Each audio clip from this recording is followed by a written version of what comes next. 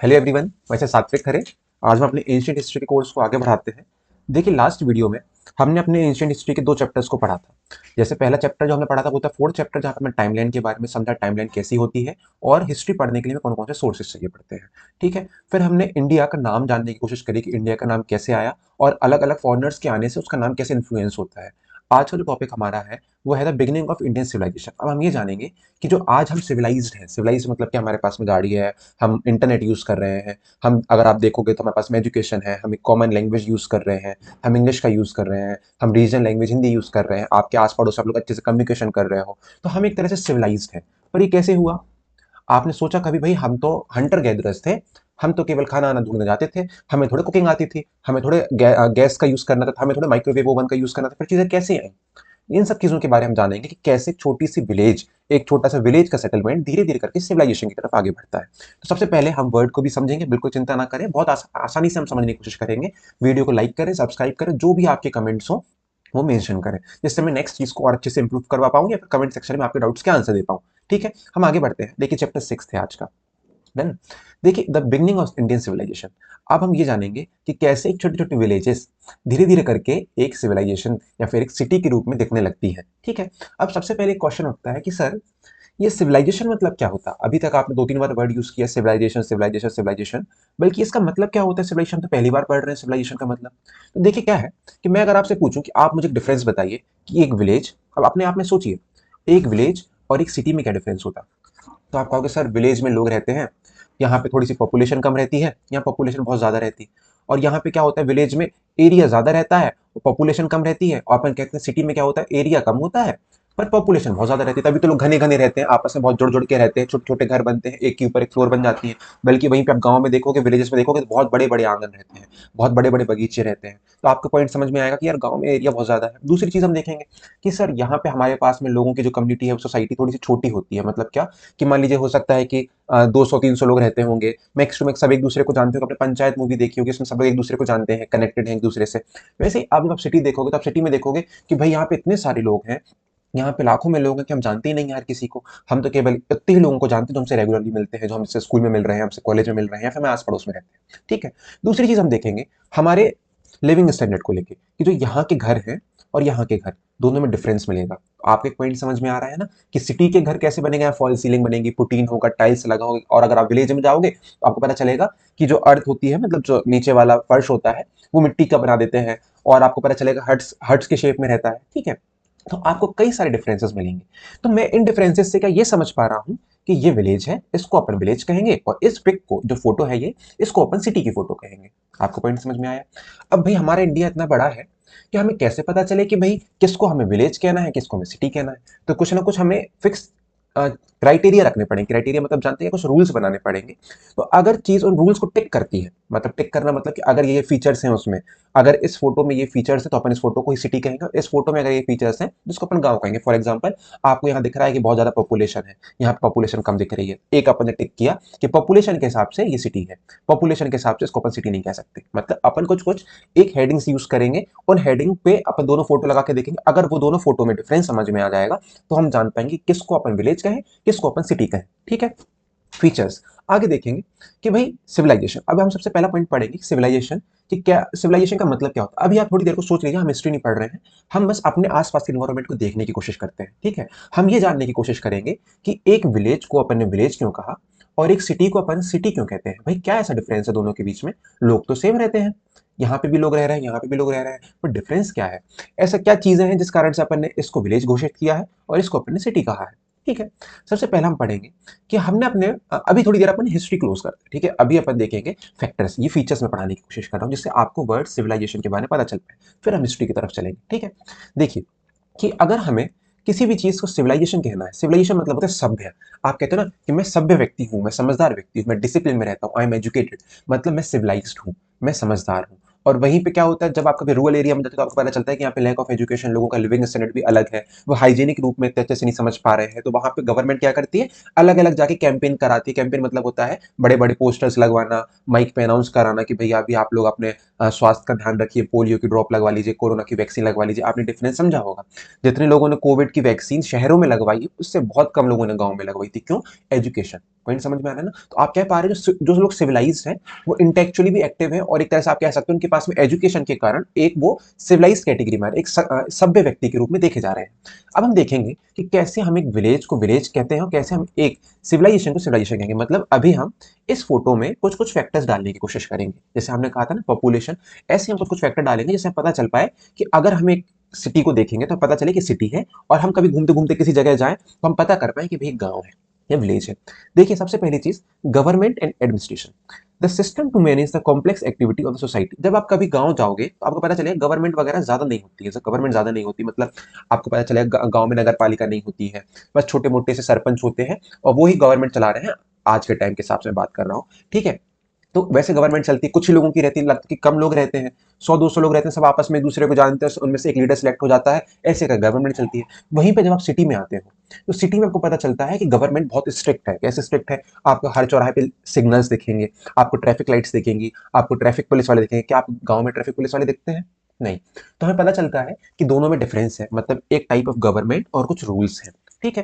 फिर हम देखें अर्बनाइजेशन। अर्बनाइजेशन मतलब क्या होता है? जब छोटे छोटे गांव एक बहुत अच्छी प्लानिंग के साथ आगे बढ़ते हैं तो वो सिटी के रूप में आ जाते हैं। जैसे आप गांव और एक शहर में अंतर देखना, गांव में क्या होगा, हो सकता है गांव में नालियां ना हो, रोड ना हो, और क्या कहते हैं बेसिक सुविधाएं ना हो, इंटरनेट की फैसिलिटी ना हो, वहां पे प्रॉपर लाइट ना रहती हो, सुबह लाइट रहती हो, शाम को लाइट ना रहती हो, पानी अच्छे से नल की नल लाइन ना लगी हो। आप पंचायत मूवी देखेंगे आपको बहुत सारी चीजें समझ में आएंगी कि जो वो पंचायत में सरपंच था उसको कितनी दिक्कत हो रही थी जब पहली बार गांव में आया था शहर से, ठीक है।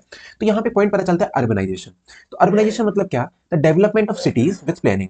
जब कोई गांव एक अच्छे रूप में विकसित होने लगता है, या फिर कोई सिटी जहां पे प्लानिंग है, वाटर मैनेजमेंट है, ड्रेनेज सिस्टम है, तब अपन उसको सिटी कहेंगे और उसको अपन अर्बन कहेंगे कि भाई ये वाली जो फोटो है ये अर्बन है, क्योंकि यहाँ पे वाटर मैनेजमेंट है, यहाँ पे ड्रेनेज मैनेजमेंट है। दूसरी बात, craft and technology. Craft and technology का एक एग्जांपल हम लेके चलते हैं। जैसे मान लीजिए, कभी आपने गांव में म्यूजियम सुना है कि गांव में म्यूजियम है?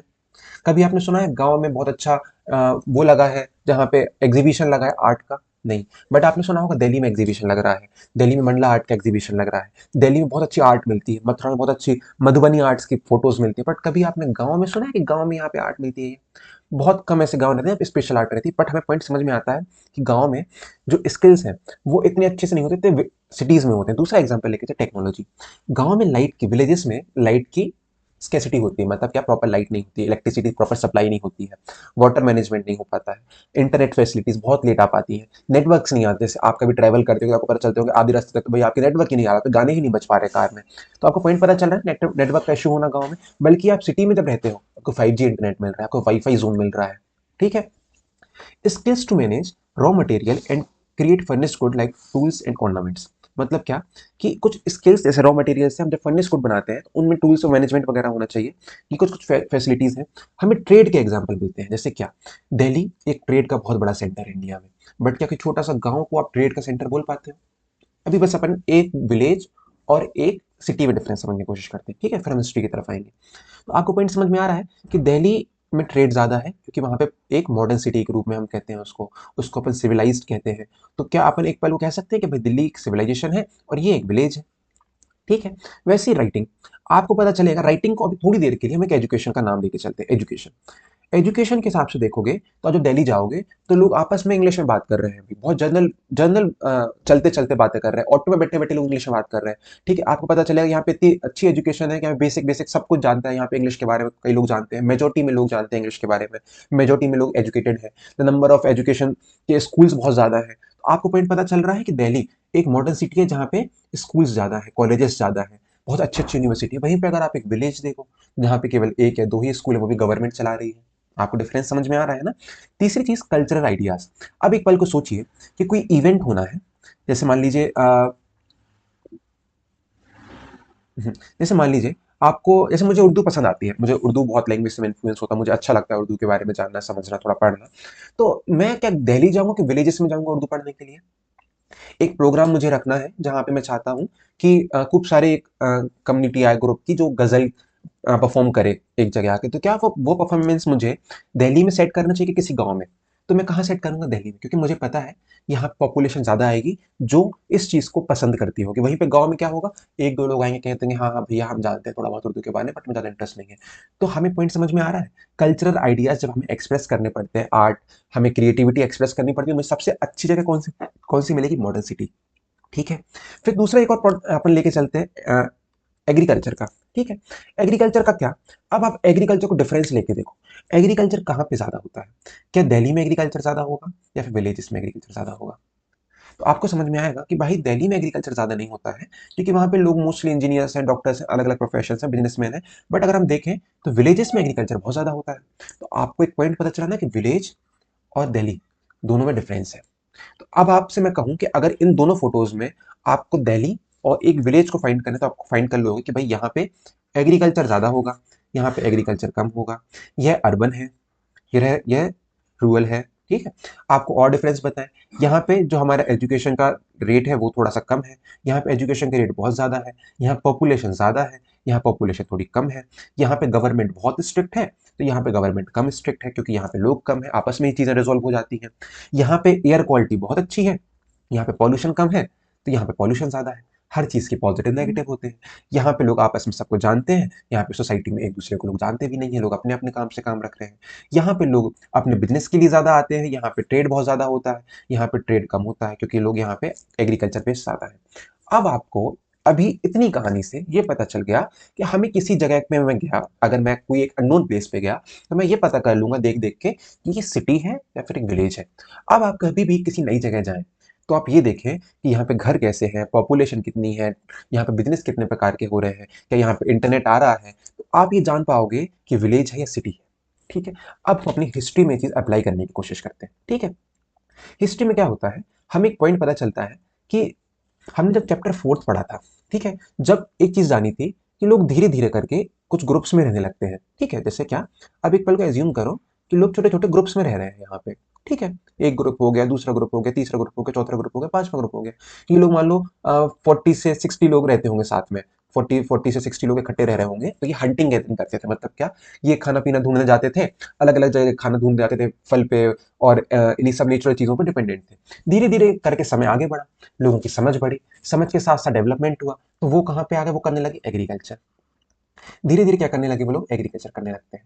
तो जब वो एग्रीकल्चर करने लगते हैं, तो आपको एक पॉइंट पता चलता है कि भाई जब कोई एग्रीकल्चर करना चाहता है व्यक्ति, तो कम से कम उसको उस जगह पे, उस फील्ड पे अपने 2-3 मंथ रहना पड़ेगा, वो मूव नहीं कर सकता। जैसे मान लीजिए मैं अगर चाहूँ कि मुझे एग्रीकल्चर करना है, मुझे प्लांटेशन करना है, तो मैं एक पौधे को लगभग 2 मंथ तक पानी डालूंगा, तब उसका बीज बड़ा होगा।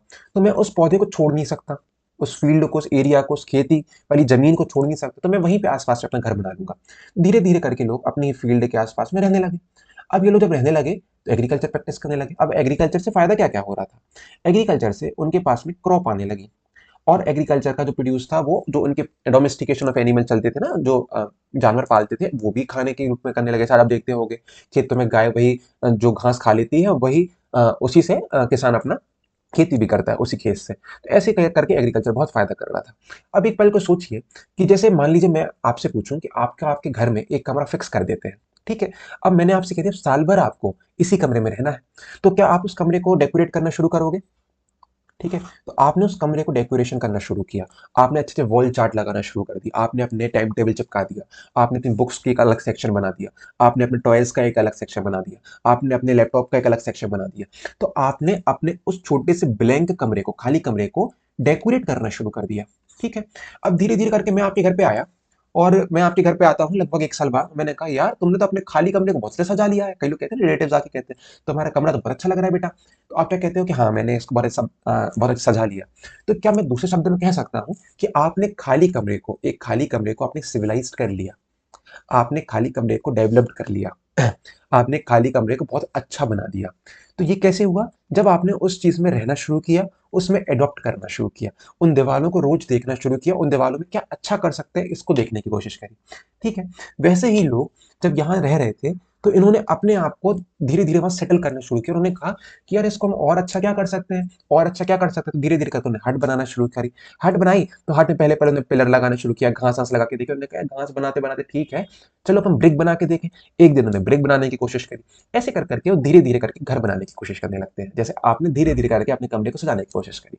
ठीक है, अब आगे बढ़ते हैं। मतलब वही चीज है, जो आज आपका खाली कमरा एक विलेज है, और कुछ समय बाद वही कमरा आपका एक सिविलाइज्ड कमरा हो जाएगा, जो एक बहुत डेकोरेटिव कमरा, बहुत अच्छा कमरा आपका घर का कहलाएगा। ठीक है, तो हम देखेंगे धीरे धीरे करके कई प्रकार के डेवलपमेंट होने लगे आपस में लोगों के बीच में।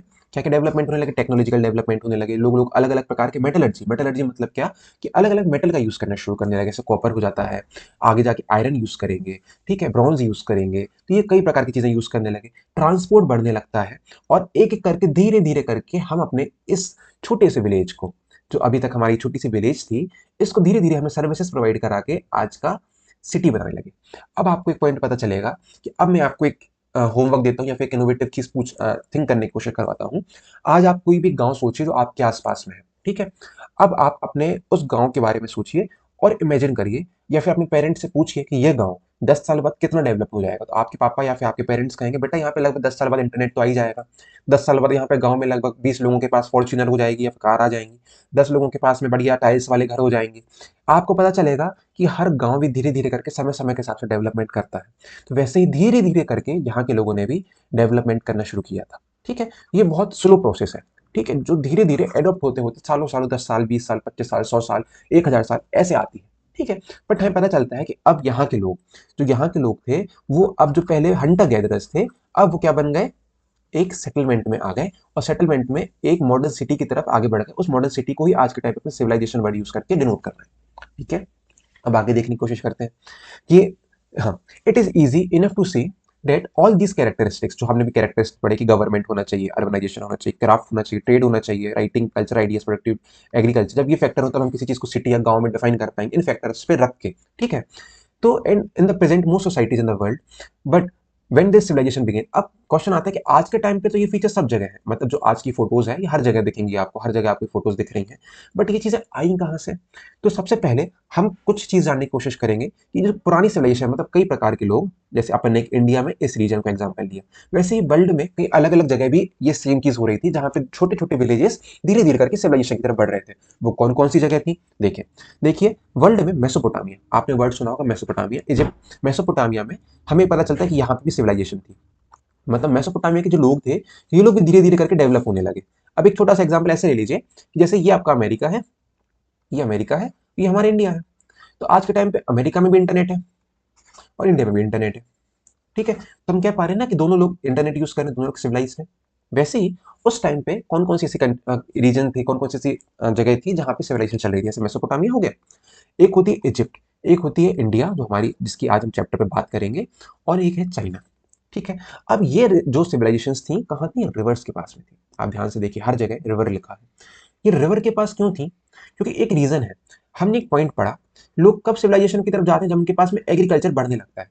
देखिए एक छोटा सा एग्जांपल लेके देखें कि अगर आप अपना पूरा जीवन एग्रीकल्चर एग्रीकल्चर एग्रीकल्चर पे ही बेस्ड है, अगर आपके पास में एग्रीकल्चर ही है, एक पल को सोचो, हर कोई अगर एग्रीकल्चर करने लगे तो क्या इंजीनियर बन पाएंगे? मतलब बस सब हर कोई क्या करेगा? अपने अपने खाने की व्यवस्था करेगा कि भाई मैं इतना क्रॉप उगा लूं कि मैं खा पाऊं। पहले तो यही चलता था। अब जब धीरे धीरे करके एग्रीकल्चर आने लगा, तो एग्रीकल्चर में भी क्या होने लगा कि सरप्लस बनने लगा। सरप्लस मतलब क्या होता है कि जैसे एक फैमिली को, 4 लोगों की फैमिली को मंथ में केवल 1 बोरी गेहूं की नीड है, बट अब एग्रीकल्चर के कारण उनके पास में 6 बोरी गेहूं आ रहा है, 6 बोरी वीट आ रहा है। तो अब वो क्या करेंगे? इन 5 को सेव करेंगे और इन 5 को नेक्स्ट 5 मंथ यूज करेंगे, ठीक है। अब 5 मंथ वो क्या करें? फ्री है। धीरे धीरे करके वो लोग कहाँ चले गए? उन्होंने कहा चलो यार मैं 5 महीने तो फ्री हूँ, इस टाइम पे मैं चलो पॉटरी बनाऊंगा, ठीक है। इस महीने मैं कुछ और काम करके देखूंगा। मैं चलो एक काम करूंगा कि मैं कुकिंग में अच्छा करने की कोशिश करूंगा, ठीक है। किसी ने कहा कि मैं टॉयज बनाने की कोशिश करूंगा। तो आपको पॉइंट पता चल रहा है कि जब आप फ्री हो जाते हो, आपके पास में रिसोर्सेज आ जाते हैं, आपका दिमाग और क्रिएटिव हो जाता है, ठीक है। वैसे ही लोग धीरे धीरे करके क्रिएटिव हो जाते हैं। और जब हमारे पास में पानी आया, रिवर आया, तो रिवर के पास ही एग्रीकल्चर पॉसिबल हो पाती है प्रॉपरली। तो एग्रीकल्चर से क्या बना? हमारे जो अलग अलग प्रोफेशंस आने लगे, अलग अलग ऑक्यूपेशन आने लगे, लोग अलग अलग फील्ड में इन्वॉल्व होने लगे। आप गर्मियों की छुट्टियों में देखोगे, जब आप गर्मियों की छुट्टियों में फ्री रहते हो तो आप कई प्रकार के काम करते हैं।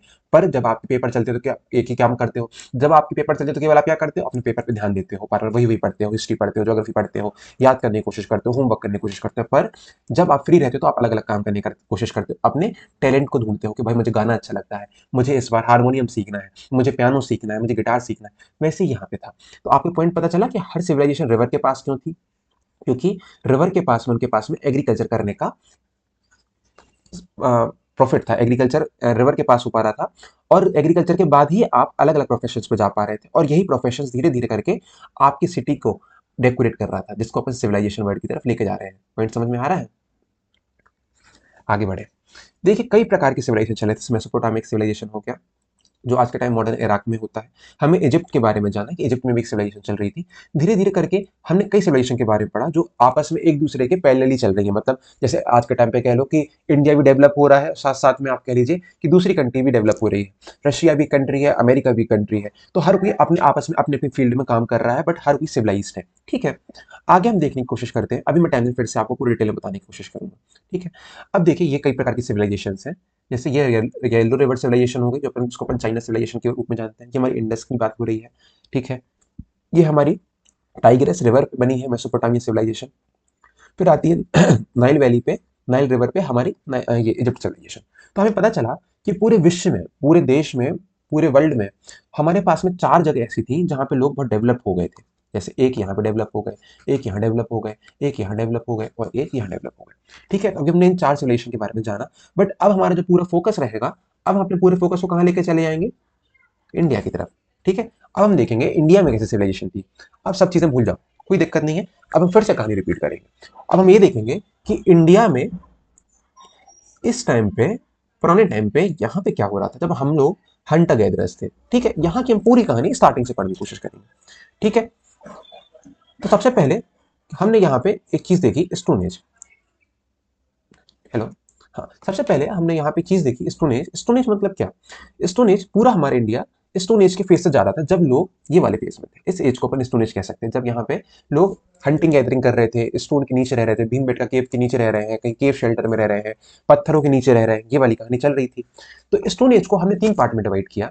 पैलियोलिथिक एज, पैलियोलिथिक एज जब यहाँ पे बड़े बड़े पत्थर यूज हो रहे हैं। मेसोलिथिक एज थोड़े से छोटे पत्थर यूज करना शुरू करें। और न्यूलिथिक एज जब पत्थरों की साइज बहुत छोटी हो गई। ठीक है, ऐसे कर करके हमें पता चलता है कि 3 एजेस हमें मिलती हैं स्टोन की। इसके बाद में धीरे धीरे करके न्यूलिथिक एज में हमें पता चला लोग घर बनाने लगे और एक विलेज टाइप के पैटर्न में आ गए। विलेज टाइप पॉइंट समझ रहे हो ना? वो आपस में रहने लगे, घर बनाने लगे, हट बनाने लगे, एग्रीकल्चर करने लगे। इस एज में लोग एग्रीकल्चर करने लगते हैं, विलेजेस में सेटल हो जाते हैं, ऐसे लोग रहने लगे। और धीरे धीरे करके अब हम जो पढ़ने जा रहे हैं वो जा रहे हैं सिटीज को, जो है इंडस वैली सिविलाइजेशन। मतलब अब हम जानेंगे कैसे ये लोग जो अभी विलेज में रह रहे थे, अब वो सिटी में रहने लगते हैं। ठीक है, अब हम इस फेज को जानने की कोशिश करेंगे। तो अभी तक मैंने जितना आपको समझाने की कोशिश करी थी कि अभी तक हम अपनी हिस्ट्री को यहां से देख रहे थे, बट अब हम अपनी हिस्ट्री की सबसे पुरानी सिविलाइजेशन जो है इंडस वैली सिविलाइजेशन के बारे में जानने की कोशिश करेंगे। ठीक है, अभी तक जो हमने अपनी कहानी पढ़ी उसको हम आगे बढ़ाते हैं, और वही आज अभी हमें हेडिंग मिल जाती है, फ्रॉम विलेज टू सिटी। अब आपको पॉइंट समझ में आ रहा है कि मैं एक छोटा सा बैकग्राउंड आपके दिमाग में डालने की कोशिश कर रहा था, क्योंकि अब जब हम कुछ कुछ नए नए वर्ड्स पढ़ेंगे एरियाज के, तो वो हमसे लिंक कर पाए। ठीक है, the vast plain of Punjab and Sindh are watered by the Indus river and its tributaries.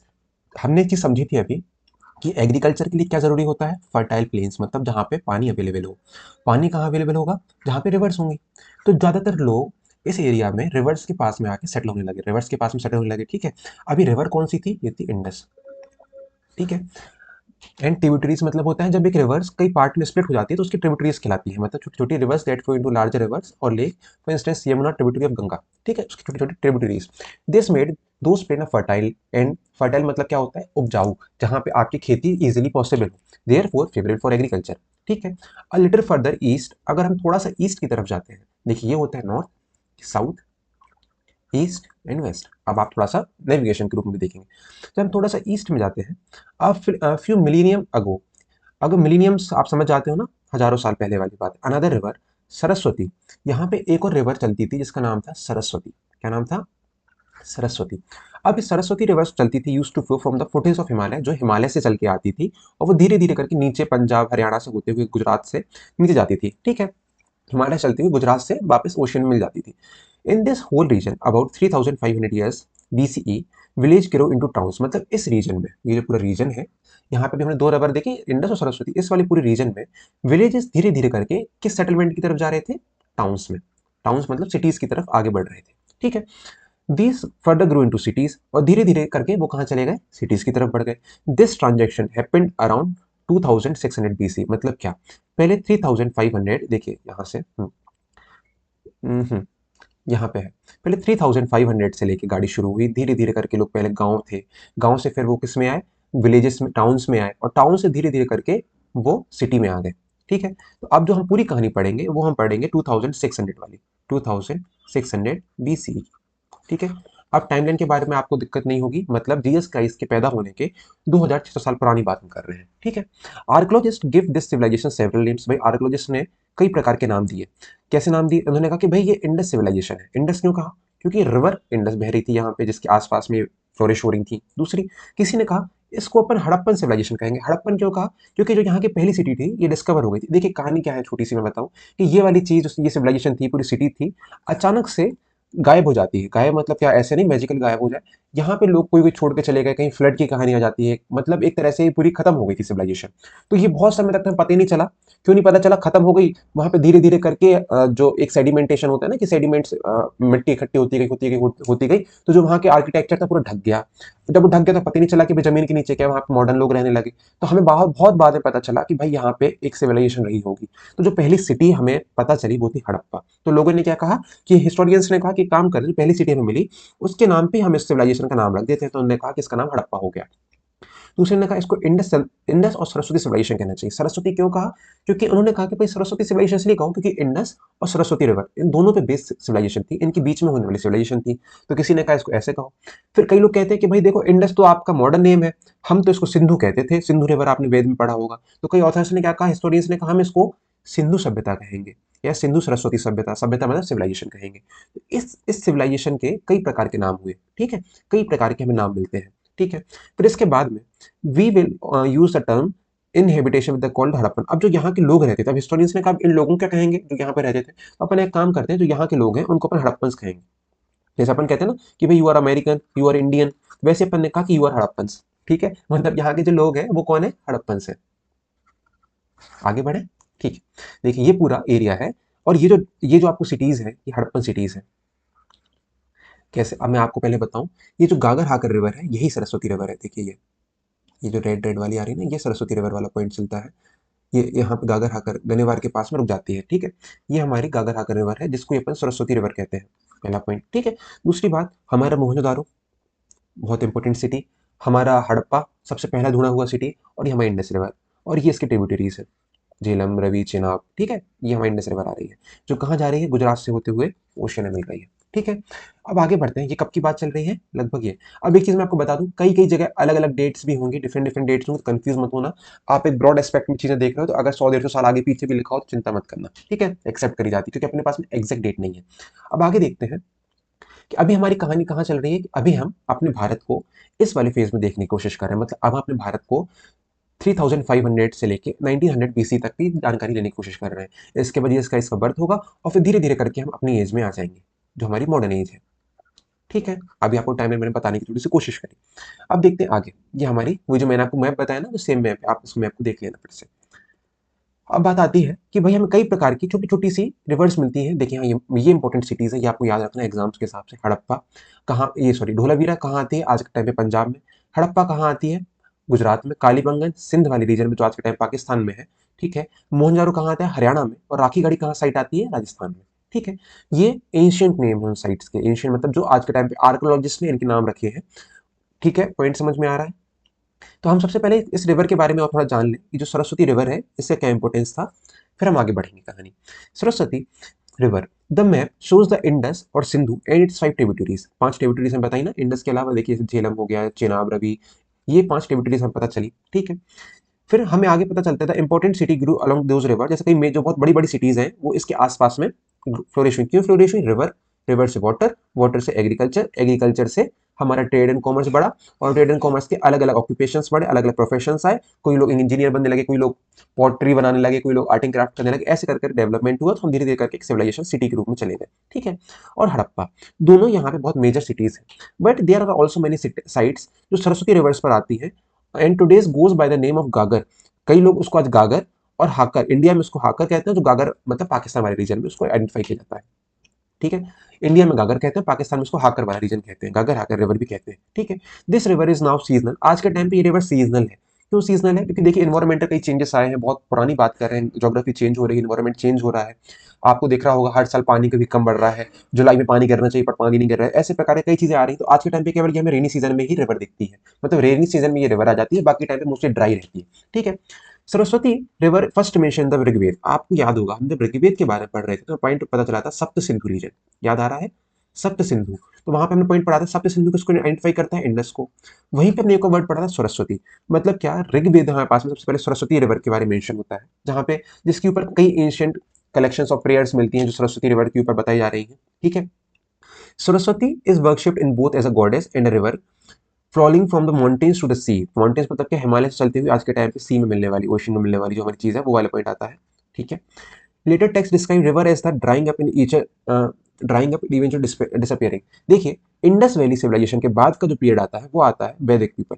यहाँ पे जब वैदिक लोग आए थे तो वैदिक लोगों ने भी सरस्वती रिवर के बारे में मेंशन किया है कि भाई एक रिवर है जो सरस्वती है, जो सीजनल बह रही है और धीरे धीरे करके वो ड्राई हो रही है, ठीक है।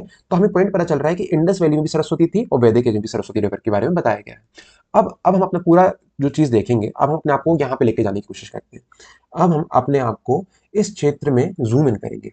इस क्षेत्र में पुराने एंशियंट टाइम में 2500 के समथिंग वाली बात करेंगे कि इस टाइम पे लोग कैसे रहते थे, टाउन कैसे थे, आर्ट एंड क्राफ्ट कैसा चलता था, रिलीजियस एक्टिविटीज होती थी नहीं होती थी, कैसे ये चीजें चलती थी, और तभी इन्हीं फैक्टरों को लेकर हम इसको सिविलाइजेशन वर्ड कहते हैं। अब इन सब धीरे धीरे फैक्टर्स को हम पढ़ने की कोशिश करेंगे, ठीक है। सबसे पहला, town planning. Harappa and Mohenjodaro now in Pakistan, आज के टाइम पे पाकिस्तान में आते हैं, were the first two cities of the civilization to be discovered. ये सबसे पहली सिटीज हैं जो कि डिस्कवर हुई थी, हमारा ऑब्जेक्टिव पेपर में आता है, ठीक है। और ये जो डिस्कवरी कब हुई, 1924 में। तो अब जो आप कह रहे हो ना कि इतनी पुरानी सिविलाइजेशन के बारे में बात कर रहे हो, पर इसकी खोज हुई है 1924 में। एक मैं फोटो दिखाता हूँ, देखिए लास्ट में है। ये पहली फोटो है जब इंडस वैली की खोज हुई थी 1924 के टाइम की जो बात, 1920s में। ये है, क्या होता है ना कि ऐसे ये छोटी सी ब्रिक है, इसके ऊपर धीरे धीरे धीरे कर कर करके मिट्टी जमने लगी, तो वो एक लेयर फॉर्म होने लगी सॉइल की। जब सॉइल की लेयर फॉर्म होने लगी तो टीला बनने लगा, एक प्लेटू टाइप का छोटा सा स्ट्रक्चर बन गया। अब लोगों को पता नहीं था कि इसके नीचे भी कुछ चीज है, इसके नीचे कमरा भी है, तो लोग इसको इग्नोर करने लगे। लोगों ने क्या करने लगे, यहाँ पे घर बना लिए, यहाँ पे घर बना लिए, यहाँ पे कुछ बना लिया, तो ऐसे कर करके चीज चल रही थी। बट जब धीरे धीरे खोजबीन हुई, खोदा, तो पता चला अरे भाई इसके अंदर भी कुछ चीजें हैं। तो जो इसकी खोज हुई थी, वो उसकी खोज कब हुई है, 1924 में, ठीक है। आज सेंचुरी होगा, मतलब 100 साल पहले, आज से लगभग 100 साल ही मान लीजिए, है ना, इंडिपेंडेंस के पहले की बात है। हमें बहुत सारी साइट्स मिलती है इंडस वैली प्लेन पे, जैसे इंडस वैली है। इंडस वैली मतलब होता है इंडस रिवर की वैली, एक वर्ड मतलब होता है जब भी कभी आपको रिवर के पास वैली वर्ड मिले तो आप समझ जाइए रिवर के आसपास वाले एरिया की बात हो रही है, ठीक है। हमें इंडस के आसपास से बहुत सारी चीजें मिलती हैं, बहुत सारी साइट्स मिलती हैं, जिसको अपन इंडस प्लेन के रूप में भी डिनोट करते हैं, इंडस के आसपास का एरिया। और जहां पे पूरे एरिया को अपन क्या कहते हैं, इंडस वैली सिविलाइजेशन। और यहाँ पे जो एरिया में सिटीज ग्रो हुई हैं, उन सिटीज को कलेक्टिवली हम क्या कहते हैं कि भाई ये पूरा जो एरिया है इंडस वैली सिविलाइजेशन का एरिया है। पॉइंट समझ में आया कि जो पूरा एरिया है कहाँ का एरिया है, इंडस वैली सिविलाइजेशन का एरिया है। लेटर ऑन मेजर सिटीज, इसके बाद में हमें धीरे धीरे धोलावीरा जो आज के टाइम पे गुजरात में है, राखीगढ़ी, गनीरवाला जो आज के टाइम पे चोलिस्तान पाकिस्तान वाले रीजन में आता है, और ऐसी कई बहुत सारी 100 छोटी छोटी साइट्स मिली है। मतलब कई बड़ी सिटीज मिली हैं, कई मीडियम सिटीज मिली है, कई छोटी छोटी साइट्स भी मिली है। तो हमें पता चलता है कि बहुत बहुत बड़े एरिया की बात हो रही है, ठीक है। हमें लोथल एक जगह मिलती है गुजरात में, but discovered some of them exhibited, such discoveries continued even today. आज भी इसकी डिस्कवरीज के लिए रिसर्च चल रही है। एग्जीबिशन मतलब होता है खोज, खोज करना, खोजबीन करना, वो चल रहा है। It is interesting to note that Saraswati basin, Saraswati वाला जो सरस्वती रिवर वाला जो एरिया था, include not only two major cities Rakhigarhi and Ganeriwala, but also several small ones जैसे फरमान, कालीबंगन, और छोटे छोटे टाउन जैसे बिरहान और बनावली। मतलब जो सरस्वती रिवर के पास में हमें दो बड़ी सिटीज ही मिलती हैं, जैसे राखीगढ़ी हो गया और गनेरवाला हो गया। इसके साथ में बहुत छोटे छोटे सेटलमेंट्स मिलते हैं। छोटे छोटे सेटलमेंट मतलब कि सेटलमेंट मतलब जहाँ पे लोग रहते थे, तो कोई बहुत बड़ी सिटी मिली और कोई बहुत छोटे छोटे सेटलमेंट्स मिलते हैं। तो ये एक बहुत शॉकिंग वाली बात है। जैसे आप हिस्टोरियन, आप गए, आपने कहा कि सर मैंने सरस्वती रिवर के पास में पूरा एरिया खोजा ढूंढा, मुझे पता चला कि यहाँ पे दो प्रकार की सेटलमेंट्स रहे होंगे, दो प्रकार के लोगों की सिटीज रही होंगी। एक सिटी थोड़ी छोटी थी और एक सिटी बहुत बड़ी थी। जैसे राखीगढ़ी और गनेरवाल एक बड़ी डेवलप सिटी में आ रही है, और कई छोटी छोटी से बिरहान हो गया, बनावली हो गया, बहुत छोटी छोटी सिटीज है, ठीक है। तो हमें पॉइंट पता चलता है। इसके बारे में पता चलता है the larger Harappan cities were built according to the precise plans, they had a wide street. इनकी जो रोड थी चौड़ी थी, ठीक है। अब मैं इनकी फोटोज भी दिखाऊंगा आपको, ठीक है। विच वर ऑफ्टन ओरिएंटेड टू क्रिंडल डायरेक्शन, ये कुछ डायरेक्शन फिक्स डायरेक्शन में चलती थी। इनके एंगल्स भी इक्वेट 90 डिग्री एंगल्स में चलते थे, ठीक है। Most cities have to same with fortification. Fortification मतलब होता है किलाबंदी। जैसे ये छोटे छोटे सेटलमेंट है, ये पूरा एरिया है, और इसको एक आपने वॉल से प्रोटेक्ट करके रखा है। तो एक पता चलता है कि यहाँ पे फोर्टिफिकेशन था। फोर्टिफिकेशन मतलब किलाबंदी थी। And had two district parts, यहाँ पे हमें दो पार्ट पता चलते हैं कि पूरी सिटी के दो पार्ट थे, एक था अपर पार्ट, एक था लोअर पार्ट, ठीक है। अपर पार्ट को अपन कहते थे सिटाडेल, इस वाली बुक में शायद वर्ड नहीं दिया है सिटाडेल, और लोअर पार्ट को अपन लोअर टाउन कहते थे। अब देखिए ये क्यों डिफरेंस था, हो सकता है यहाँ पे लोग रहते होंगे एलाइट लोग। एलाइट लोग मतलब क्या होता है, एलीट लोग कौन होते हैं, राजा, अगर राजा होंगे, बिजनेसमैन होंगे, बड़े बड़े लोग यहाँ रहते होंगे, और कॉमन मैन, आम आदमी, मैंगो पीपल, आम आदमी यहाँ रहता होगा। ठीक है। Some large building seems to have been used for collectively purposes, for instance. अब देखिए आप एक आर्कियोलॉजिस्ट हो, आप एक हिस्टोरियन हो, आप यहाँ पे इंडिया के वेस्ट वाले क्षेत्र पे जाके घूम रहे हो और आप चीज़ें देख रहे हो, और आप एक डायरी ली, आप एक डायरी पे लिख रहे हो चीज़ें कि मैंने देखा यहाँ पे दो प्रकार के एरिया है, एक थोड़ा अपर एरिया है, एक लोअर एरिया है। तो मैंने सोचा हो सकता है अपर एरिया में राजा रहते होंगे और लोअर एरिया में कौन रहते होंगे, कॉमन मैन रहते होंगे। फिर मैंने देखा कि भाई यहाँ पे कई प्रकार के हमें और भी बिल्डिंग्स दिखती हैं, अलग अलग बिल्डिंग दिखती हैं, जहाँ पे पता चलता है कि कई छोटे छोटे घर मिल रहे हैं, इंडिविजुअल घर मिल रहे हैं, अलग अलग साइज के मिल रहे हैं, जो कि स्ट्रीट में लाइन में से ये ऐसे घर बने हैं। ठीक है। तो हमें हाउसिंग पैटर्न के बारे में पता चला। हमें धीरे धीरे पता चलता है इनकी क्वालिटी ऑफ कंस्ट्रक्शन, मतलब इनका घर कैसे थे, इनके डबल स्टोरी घर थे, यहाँ पे ब्रिक यूज किया गया था, और जो ब्रिक की साइज थी स्टैंडर्ड साइज थी। स्टैंडर्ड मतलब क्या, हर ब्रिक की साइज फिक्स थी। मतलब ये समझिए कि उनके पास में इतनी नॉलेज थी कि पता होना चाहिए, इंजीनियरिंग स्किल इतनी अच्छी थी कि वो ब्रिक्स की साइज को कॉमन लेके चल रहे थे। ठीक है। हमें कई छोटे छोटे घर मिलते हैं, कई बड़े घर मिलते हैं। ठीक है। और हमें धीरे धीरे पता चलता है कि ये घर ब्रिक से बनते थे। The purpose of some of the structure remain matter of debates. अब हमें ये पता है कुछ कुछ स्ट्रक्चर ऐसे हैं जो आज तक हमें समझ में नहीं आए। देखिए क्या है, वो खंडर बन गए। खंडर मतलब जानते हैं क्या, कि वो आधे टूट गए हैं, तो हमें उनके बारे में नहीं पता चलता कि भाई ऐसा क्यों थे। बट हमें पता चलता है कि एक चीज है ग्रेट बाथ। हमें एक बहुत फेमस जगह मिलती है ग्रेट बाथ, जो कि मोहनजोदड़ो में मिला है। इसको आप याद रखिए, ग्रेट बाथ कहाँ मिला है, मोहनजोदड़ो, जो कि कुछ कुछ डायमेंशन से 5:7 वाला मीटर्स में है। ये वाटर प्रूफ था, यहाँ पे वाटर प्रूफ है, और यहाँ पे ब्रिक से, और इसके ऊपर बिटुमिन, नेचुरल बिटुमिन है, जिसके कारण सीमेंट किया गया है, मतलब उसको वाटर प्रूफ किया गया है। देखिए ये ग्रेट बाथ। अब इसके ऊपर कई कहानियां बनाते हो, तो इसके हो सकता है यहाँ पे कुछ रिचुअल्स चलते होंगे, जैसे आपने मोहनजोदड़ो मूवी देखी होगी, तो यहाँ पे कुछ रिचुअल्स चलते होंगे। ये देखिए, ये अपर टाउन है, ठीक है, और ये लोअर टाउन है। इसको अपन सिटाडेल कहते हैं, और ये कॉमन मैन के लिए है। तो आपको पॉइंट समझ में आ रहा है ना, कि कैसे हो सकता है यहाँ डिफरेंस होगा लोगों के बीच में। तो एक तरह से गवर्नमेंट का सिस्टम भी पता चलता है कि भाई गवर्नमेंट ऑफिसर्स यहाँ रहते होंगे, कॉमन मैन यहाँ रहते होंगे। फिर धीरे धीरे देखिए ये क्या है, अ wide street of Kalibangan in the lower area of Rajasthan. अब आपको लोअर लोअर टाउन एरिया पता चल गया ना, ये वाले एरिया की बात हो रही है, ये कालीबंगन की बात चल रही है। फिर आपको देखो ये स्ट्रीट दिख रही है, यहाँ पे हमें घर दिख रहे हैं, ये छोटे छोटे घर हो सकते हैं धोलावीरा में। ठीक है। आगे देखते हैं, यहाँ पे हर घर एक स्मॉल स्मॉल रूम से सराउंडेड थे। ये जो ग्रेट ग्रेट बाथ वाला रीजन है, ये यहाँ पे छोटे छोटे कमरे बने थे, ये वाले जो कमरे बने हैं। हो सकता है यहाँ पे पंडित जी रहते होंगे, प्रीस्ट रहते होंगे, यहाँ पे लोग रहते होंगे, ड्रेसिंग रूम्स भी हो सकते हैं ये। ठीक है। और यहाँ पे एक ड्रेन था, जहाँ से पानी का आउटलेट भी था, कि कैसे पानी को रिफिल करना है, कैसे उसको फ्रेश वाटर इनटेक आता है, मतलब क्या, कि कैसे पानी को आना है और कैसे जाना है, इसके बारे में भी उसमें हमें ये एविडेंस मिलते हैं कि भाई यहाँ से चीज़ें पानी बाहर भी निकलता होगा। हमें archaeologist, what was the purpose of structure, मतलब इस चीज़ का क्या यूज रहा होगा अभी तक। आर्कोलॉजिस्ट कई कई थ्योरीज देते हैं, कई कहते हैं कि भाई ये पब्लिक बात के लिए होता होगा, कई कहते हैं रॉयल फैमिली के लिए होता होगा क्योंकि एक ही है, और कई कहते हैं कुछ रिलीजियस रिचुअल्स, मतलब धार्मिक कार्यक्रम, कोई सेरेमनी के लिए होता होगा। तो अभी भी इस चीज़ की फाइनल इंटरप्रिटेशन नहीं है कि क्या होगा एक्चुअली, बट अलग अलग थ्योरीज इसके ऊपर डिफाइंड है।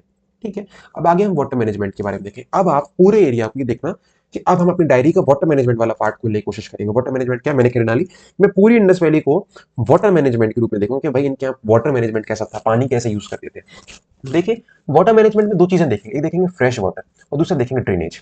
फ्रेश वाटर क्या, Harappan gives much importance to water management in cleanliness. ठीक है, मतलब हाइजीन अच्छी थी। They often has separated area for bathing. उन्होंने अपने घरों में एक सेपरेट एरिया बनाया था बात करने के लिए, मतलब बाथरूम्स अलग थे। They were connected large network of drain, और ये बाथरूम अलग अलग नालियों से जुड़े थे, जो धीरे धीरे करके एक कॉमन जगह जा रहे थे। Which generally rain blue street into waste water away, और यह वाटर धीरे धीरे करके पिट्स में चला जाता है, पिट्स मतलब गड्ढों में चला जाता है। तो ये देखिए नालियां आपको दिख रही हैं, ये नालियां हैं। ठीक है। इसके बाद में in Mohenjodaro people do fresh water from hundreds of wells made of bricks, but in other region it may have been from ponds. कई जगह हमें पता चलता है बहुत सारे वेल्स मिले हैं। वेल्स मतलब जानते हैं क्या, कुएं, कुएं मिले हैं। कई जगह हमें कुएं मिले, और कई कई जगह क्या होता था कि पानी की कमी थी। देखिए इतनी बड़ी ज्योग्राफी, इतने बड़े एरिया की बात कर रहे हैं, तो हर जगह कुएं नहीं थे, हर जगह पानी की अवेलेबिलिटी नहीं होती है। तो जहाँ पानी की अवेलेबिलिटी नहीं थी, तो वहाँ पर रेजर्वायर मिले। रेजर्वायर मतलब क्या, एक नेचुरल आर्टिफिशियल प्लेस जहाँ पे वाटर को स्टोर किया जा सके। जैसे देखिए ये एक रेजर्वायर है, यहाँ पे पानी को स्टोर करने के लिए बनाया गया। देखिए सीढ़ियाँ बनी है यहाँ पे, कि आप यहाँ पे आए, पानी भर के ऊपर चले जाए, यहाँ पे आके नहा सकते हैं। ठीक है, इस टाइप की बात होती है। At Dholavira at least six large reservoir having built with stones और even cut into the rocks. Most of them were connected through the underground drains for efficient water and harvesting distribution. अब देखिए धोलावीरा में पानी की कमी हो जाती होगी, तो उस पानी की कमी को पूरा करने के लिए उन्होंने क्या बनाया, रेजरवायर। अब रेजरवायर से पॉइंट पता चलता है कि कॉमन एक वाटर का स्पेस होगा। देखिए वॉल हमें समझ में आ रही है, रेजरवायर जिसको ब्रिक से कवर किया गया है कि यहाँ का पानी नीचे ना जा पाए, तो एक आर्टिफिशियल वाटर टैंक टाइप बनाया इन लोगों ने। ठीक है, आगे बढ़े। What did Harappan Yeats. अभी हमने हड़प्पन के टाउन के बारे में जाना, टाउन प्लानिंग कैसी थी, हमने वाटर मैनेजमेंट के बारे में जाना, और अब हम जानेंगे हड़प्पन क्या खाते थे। ठीक है, Harappan created many of their settlements along the bank of the large rivers. This is the logical choice not just for easy access to water but also for agriculture since rivers enrich the soil around them. अब देखिए क्या है, जब reverse बहती हैं तो आसपास का एरिया की जो सॉइल है वो फर्टाइल हो जाती है, मतलब क्या, उसमें इजीली क्रॉप उगने लगती है। आर्कोलॉजिस्ट ने ढूंढा कि Harappan group cereals like barley, wheat, millets, कई प्रकार की दाल, राइस एंड पल्सेस। ठीक है, हमें कई प्रकार की चीजें मिलती हैं और कई प्रकार के वेजिटेबल्स। अब ये कहाँ मिले, हमें पोल्ट्री मिली। पोल्ट्री का जब एनालिसिस हुआ तो एनालिसिस में पता चलता है कि भाई कई प्रकार के वेजिटेबल्स, कई प्रकार के सीड्स हमें दिखती हैं जो वो अपने लिए स्टोर करके रखते होंगे। There were also the first to grow cotton. ये सबसे पहले थे जिन्होंने कॉटन को ग्रो किया। They use to weave into clothes.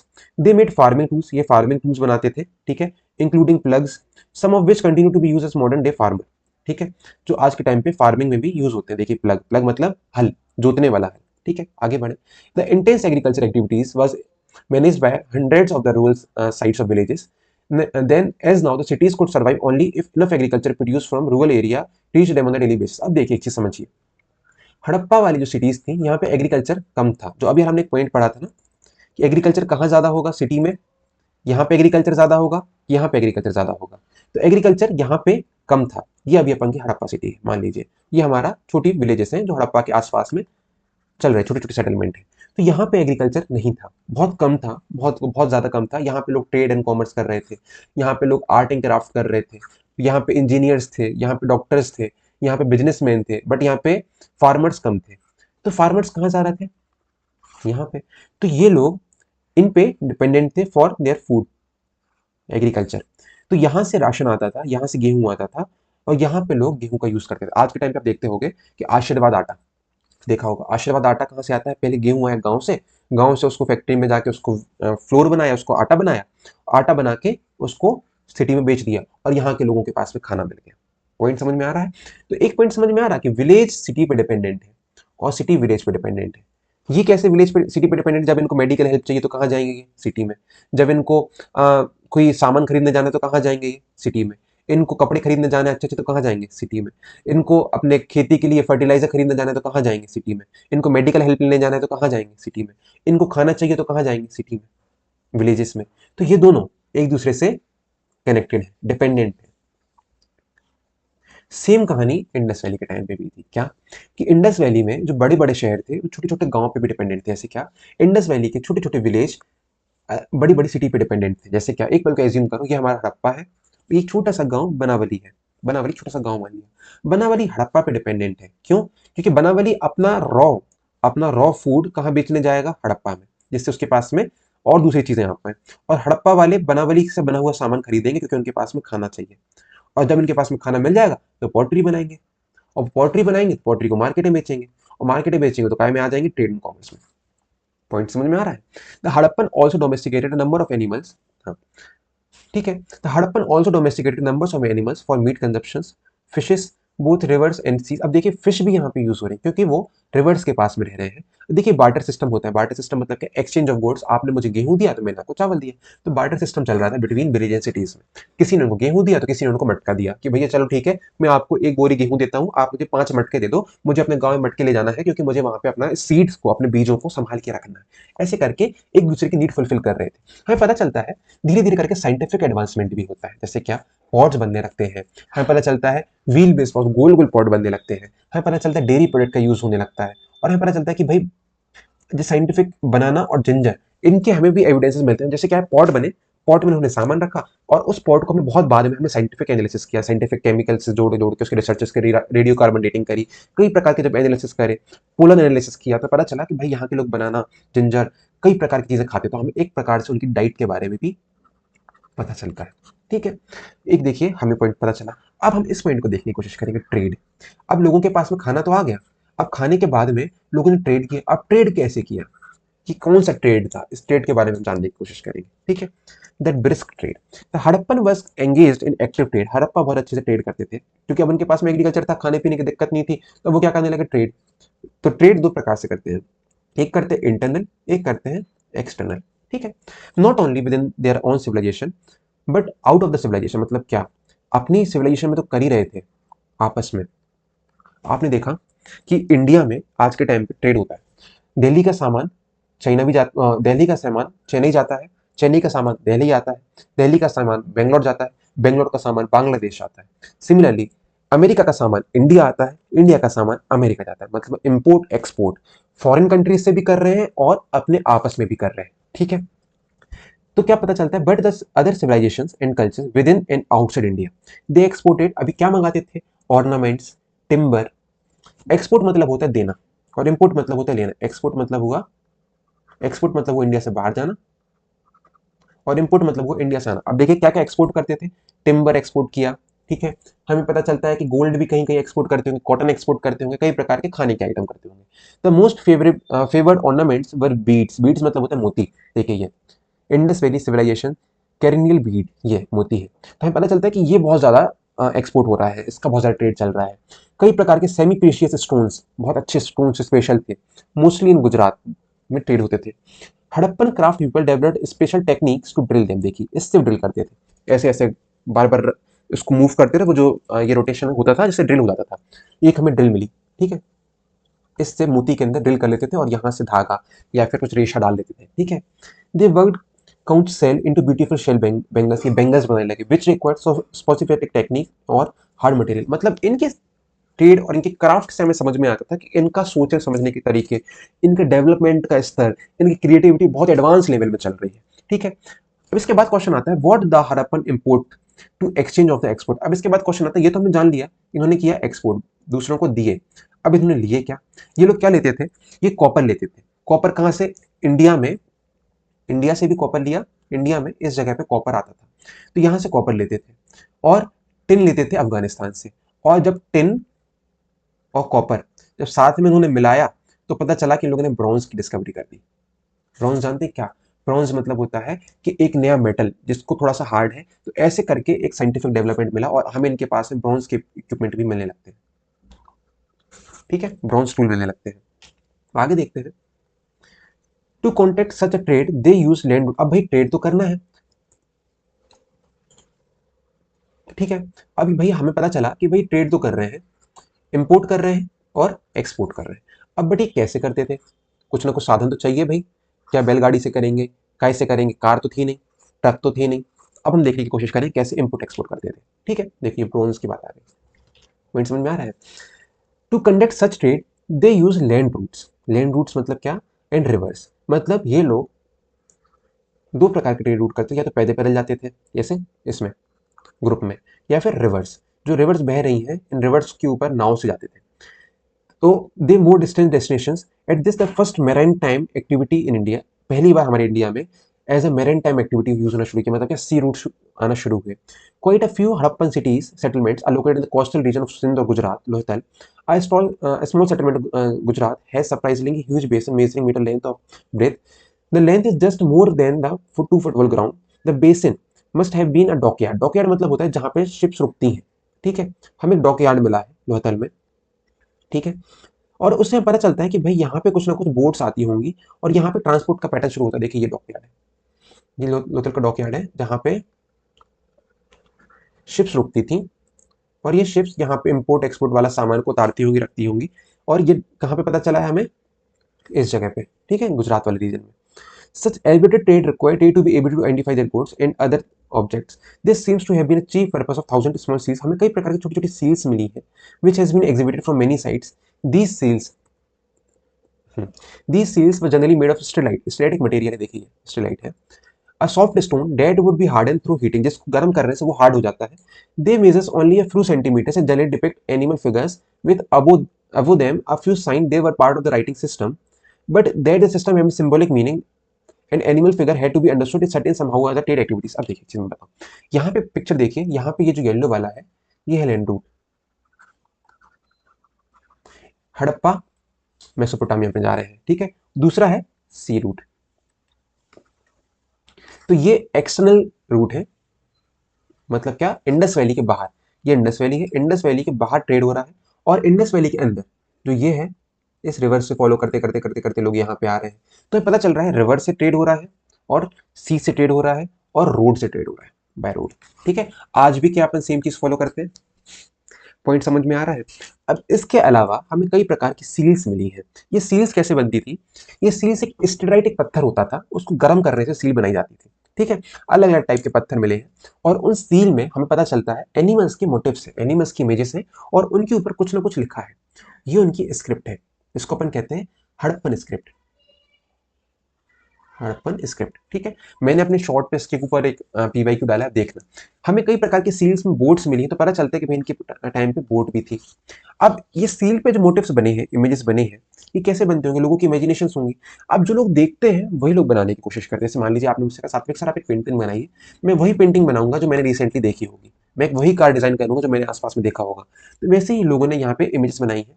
अब इन सील्स को देखिए मैंने, हाँ, अब इन सील को देखने की कोशिश करते हैं। देखिए यहाँ पे एक हमें स्क्रिप्ट मिली, ये स्क्रिप्ट है, ये एलिफेंट दिखता है, ये टाइगर दिखता है, ये बफेलो के एविडेंस मानी जाती है, राइनो हो सकता है, ये डियर है, और यहाँ पे एक कोई ह्यूमन बैठा है जिसको एक पावरफुल मैन के रूप में बताया गया है, देखिए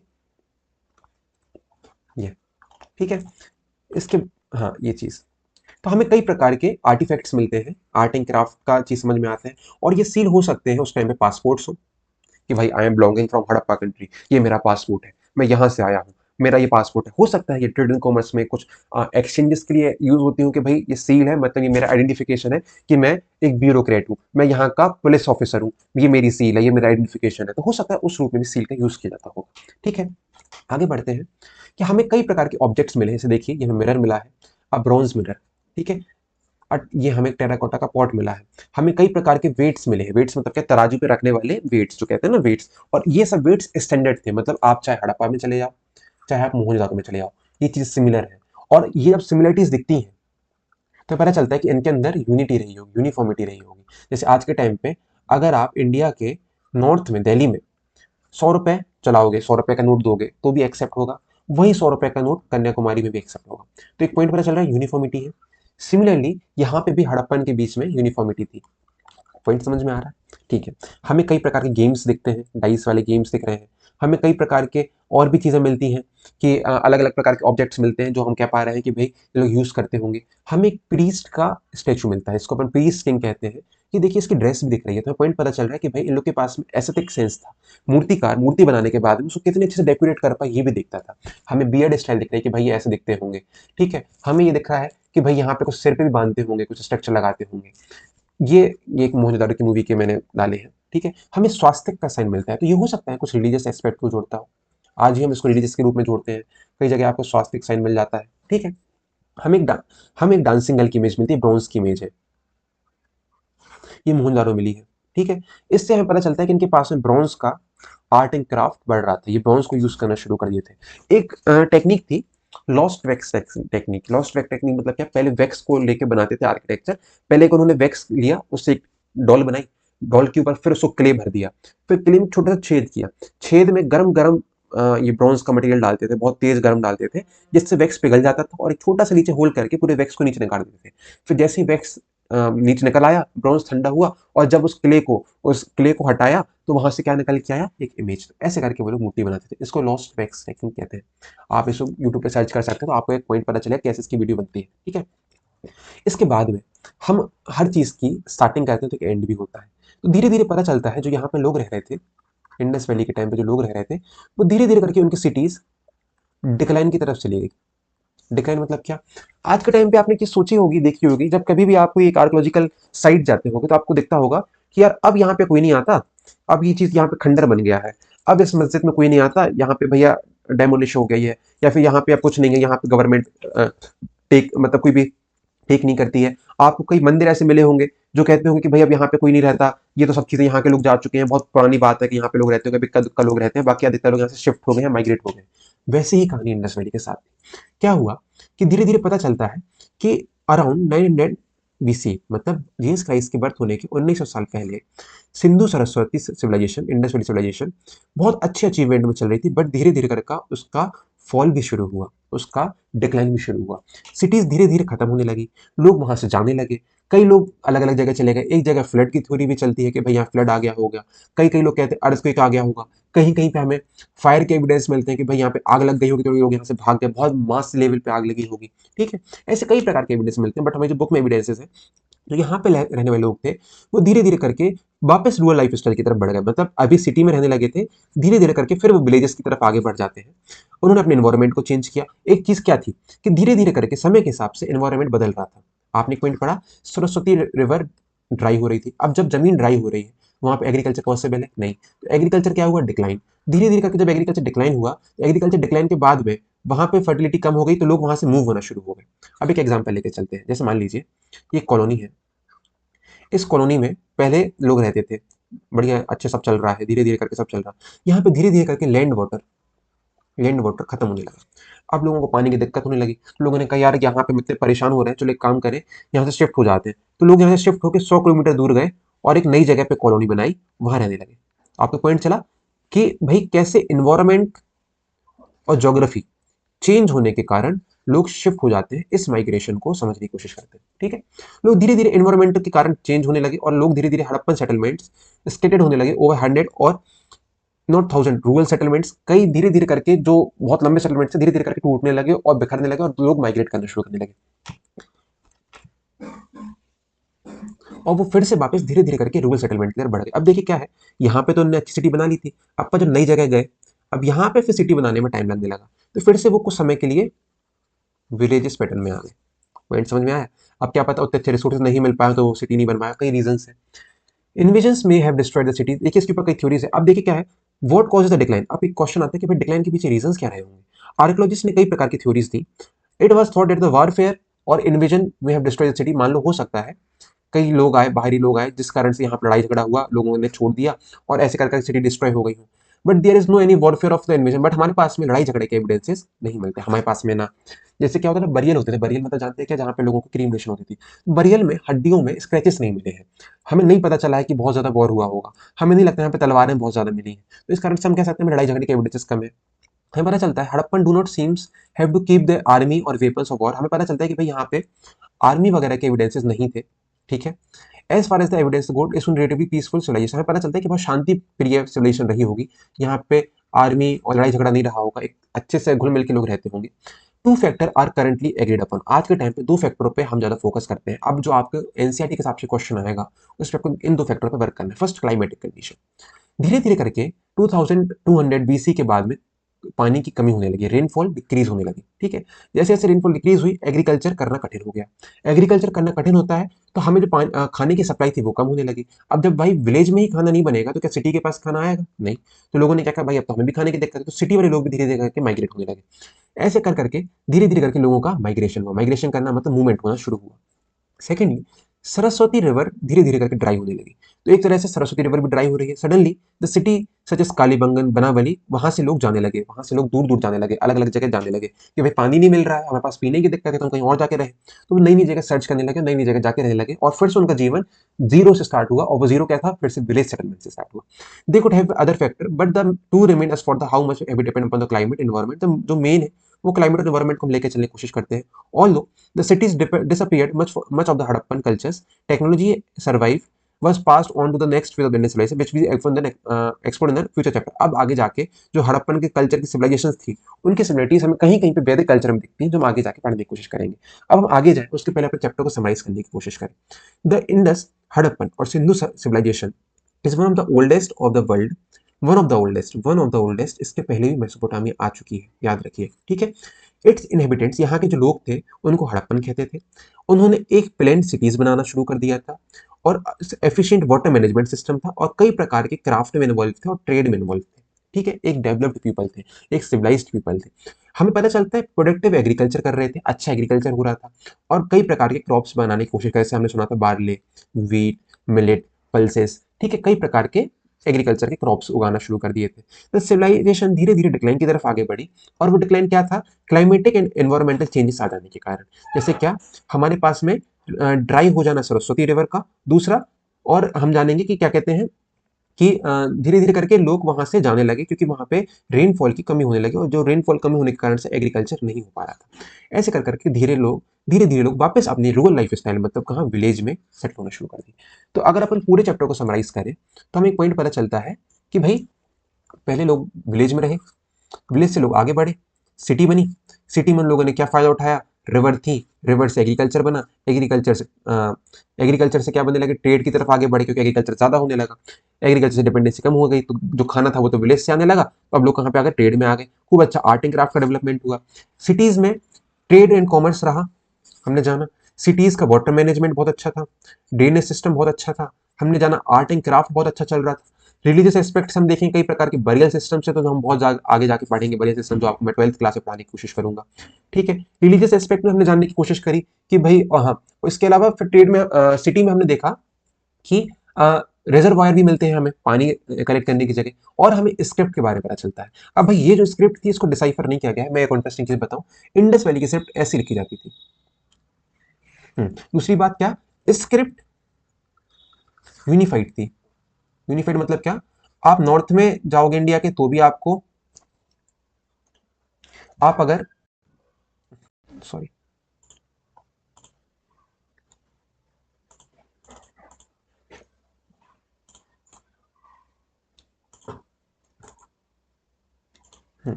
अगर आप इंडिया के नॉर्थ में जाते हो तो भी आपको सेम स्क्रिप्ट मिलेगी